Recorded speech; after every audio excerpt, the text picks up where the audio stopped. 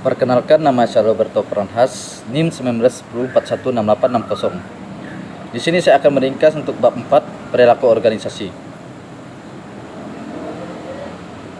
Ringkasan bab 4, perilaku organisasi, sikap, perilaku, dan kepuasan dalam bekerja. 1. Sikap dalam bekerja. Sikap adalah keteraturan perasaan dan pikiran seseorang dan kecenderungan terhadap aspek lingkungannya. Sikap seseorang tercermin dari kecenderungan perilakunya dalam menghadapi suatu situasi lingkungan yang berhubungan dengannya. Sikap adalah tanggapan atau respon yang mengandung komponen-komponen kognitif maksudnya, atau pengetahuan, efektif atau sejauh mana penilaiannya terhadap objek, dan konaktif atau kecenderungan untuk berbuat yang dilakukan oleh seseorang terhadap suatu aspek atau stimulus dari lingkungannya. 1. Jenis-jenis sikap dan jenis-jenis sikap ada 3, yakni 1. Job station, yaitu sikap yang menentukan kepuasan seorang terhadap pekerjaannya.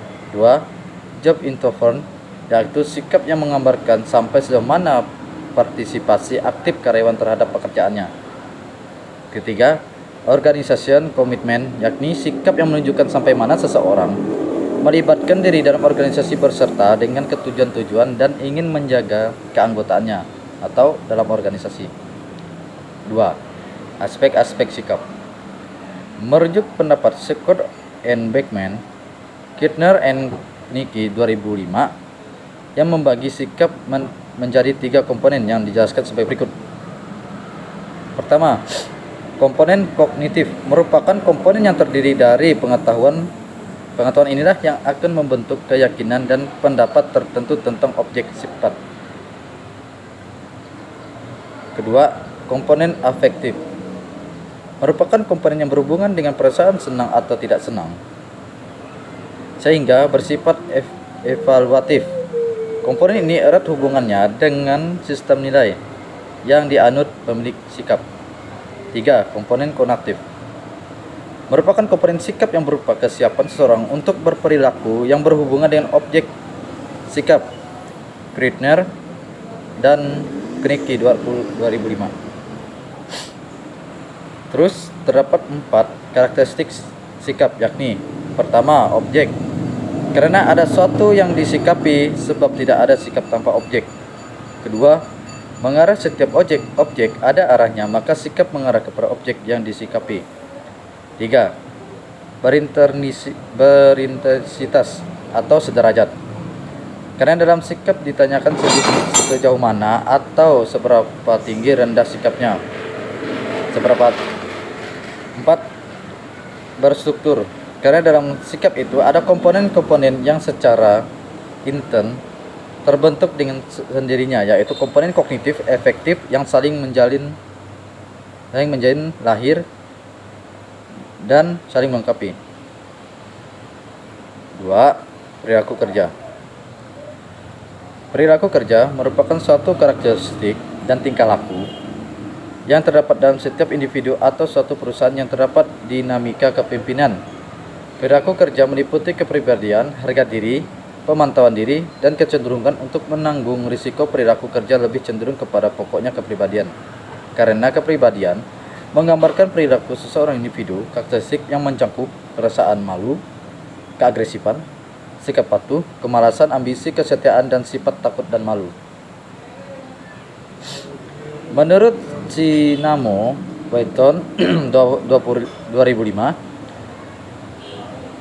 ada 8 paradigma perilaku kerja utama yang sanggup menjadi basis keberhasilan baik tingkat pribadi, organisasi maupun sosial, yaitu 1. Bekerja tulus. 2. Bekerja tuntas. 3. Bekerja benar. 4. Bekerja keras. 5. Bekerja serius. 6. Bekerja kreatif. 7. Bekerja unggul. Dan 8. Bekerja sempurna. Faktor-faktor yang mempengaruhi perilaku kerja yaitu ada beberapa faktor yang mempengaruhi perilaku manusia seperti diutarakannya oleh Kirtner dan Knicky 2003, yaitu 1. Motivasi. Motivasi pada dasarnya berusaha bagaimana mengingatkan, mengarahkan, memelihara, dan membuat perilaku individu agresi agar setiap individu bekerja sesuai dengan keinginan pimpinan. 2. Sikap. Sikap didefinisikan sebagai kecenderungan merespon suatu secara konsisten untuk mendukung atau tidak mendukungnya, merupakan dengan memperhatikan suatu objek merupakan relevan lengkap dengan hubungan sebab akibat yang ada. 4. Imbalan dan hukuman. Sifat imbalan atau hukuman yang dilaksanakan sangat mempengaruhi perilaku individu. 5. Budaya. Budaya juga membantu anggota organisasi membenarkan perilaku yang sudah ada dan merupakan aset berharga.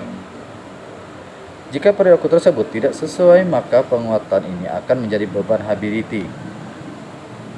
Terus, perilaku kerja yang terjadi di suatu perusahaan tersebut dapat dipengaruhi oleh beberapa faktor seperti berikut. Pertama, 1. Lingkungan kerja. Di dalam suatu lingkungan kerja harus benar-benar dapat memberikan rasa aman bagi para pekerja. 2. Konflik. Konflik dapat konstruktif atau destruktif terhadap fungsi dari suatu kelompok atau unit. Terusnya, 3. Kepuasan kerja. Kepuasan kerja adalah suatu efektivitas atau respon emosional terhadap sebagai aspek pekerjaan.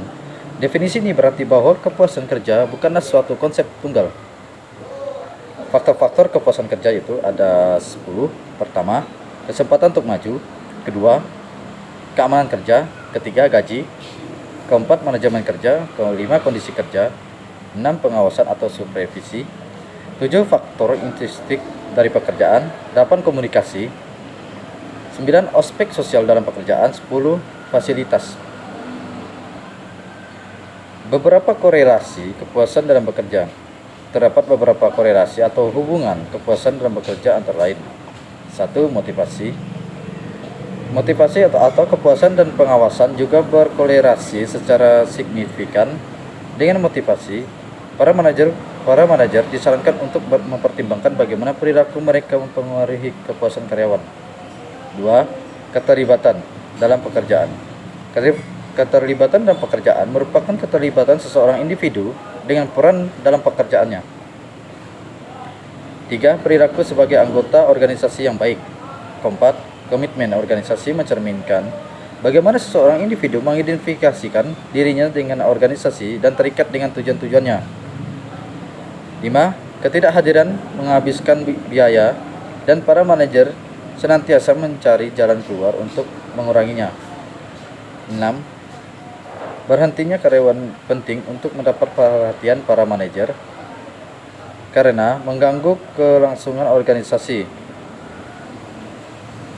Baik, hanya itu ringkasan untuk perilaku organisasi bab 4. Saya ucapkan terima kasih.